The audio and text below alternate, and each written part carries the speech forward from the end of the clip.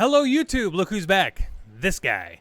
But who knows for how long. So before we start the show, I definitely wanted to take a minute and tell you guys to join me over on Rockfin. Rockfin is going to be my new home. I'm going to live stream from there. I'm going to post all of my footage there. Yes, I'm going to do a little bit here on YouTube, but I'm going to keep it very, very, very PG until at least all of my strikes are gone and I can be a little bit more, I don't know, courageous.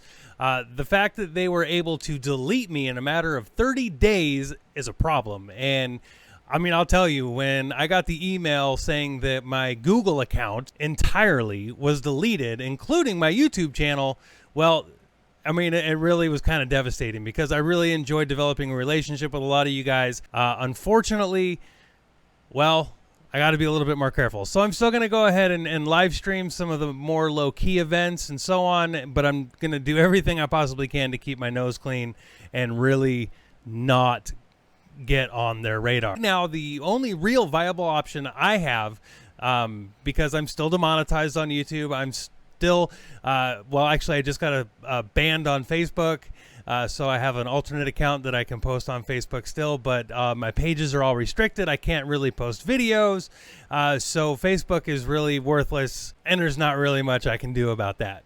So Rockfin is where I'm going to go. I really want and hope and pray that every single one of you guys who watch this video join me over on Rockfin, because that's where it's going to be happening. It's ads free. If you want to pay for the premium content, it's $9 a month, and there's going to be some really good premium content coming out that makes it worth it.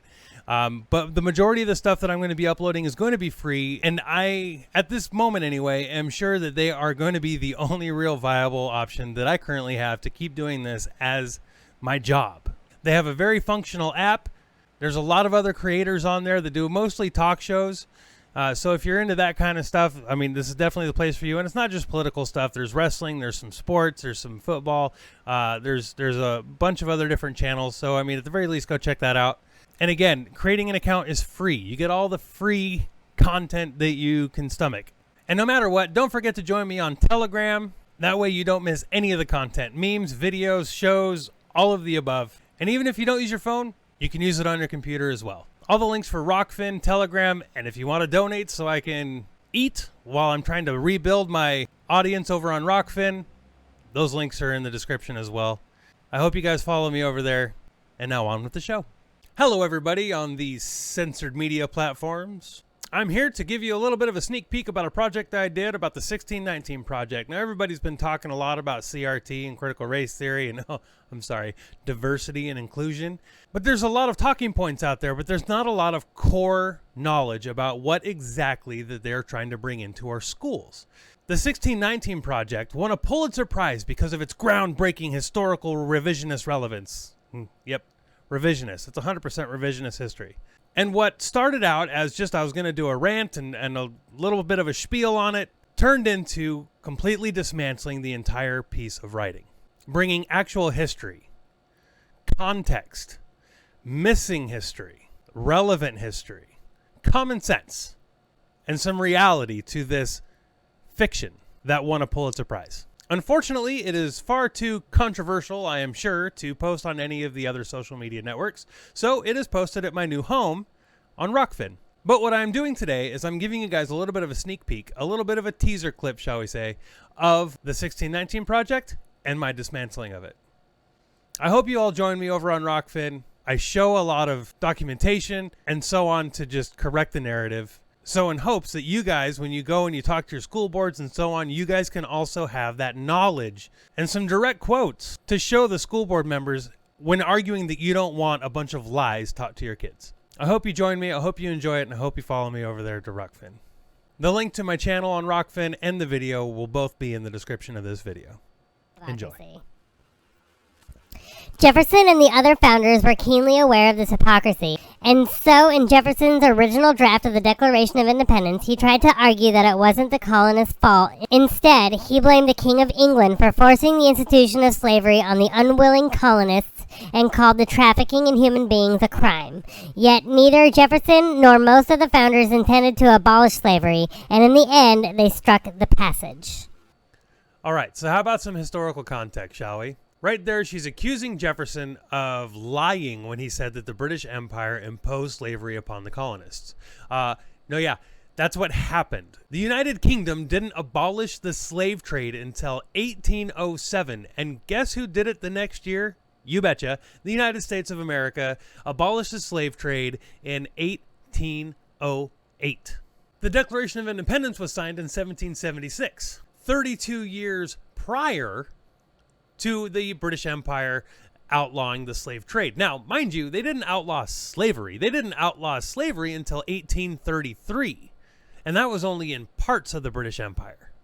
Next, she starts talking about the Constitution and the fact that there are 6 clauses in the United States Constitution that deal directly with slavery.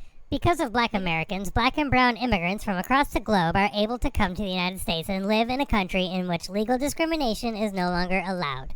It is a truly American irony that some Asian Americans among groups able to immigrate to the United States because of the black civil rights struggle are now suing universities to end programs designed to help the descendants of the enslaved. Little bit of doublespeak there, right?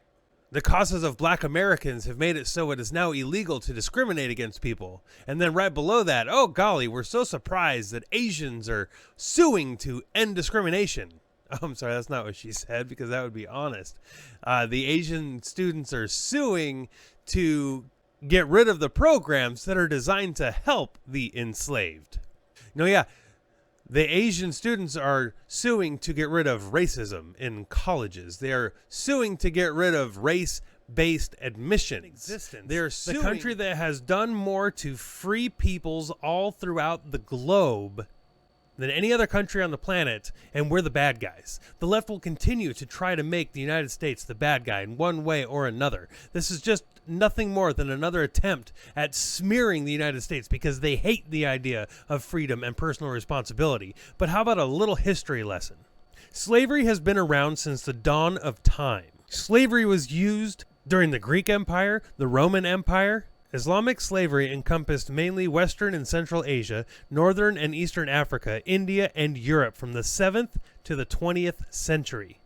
The Dutch, French, Spanish, Portuguese, British, and a number of Western African kingdoms played a prominent role in the Atlantic slave trade, especially after 1600. Even though slavery is illegal all across the globe, it's still happening today. We still have statistics today of slavery. In Atlanta, as in dozens of cities across America, daily congestion is a direct consequence of a century-long effort to segregate the races. For much of the nation's history, the campaign to keep African Americans in their place socially and politically manifested itself in an effort to keep them quite literally in one place or another. Before the Here Civil you War, have the map of Atlanta, Georgia. As you can see, Highway 20 comes in from the east, hits the city limits, and then moves north, and then continues heading west. It doesn't look too windy. It doesn't look too crazy. If you look at 75 and 85, those are pretty windy going through Atlanta. But let's look at some of the other cities as well, shall we? How about Chicago? Look at all those roads in Chicago.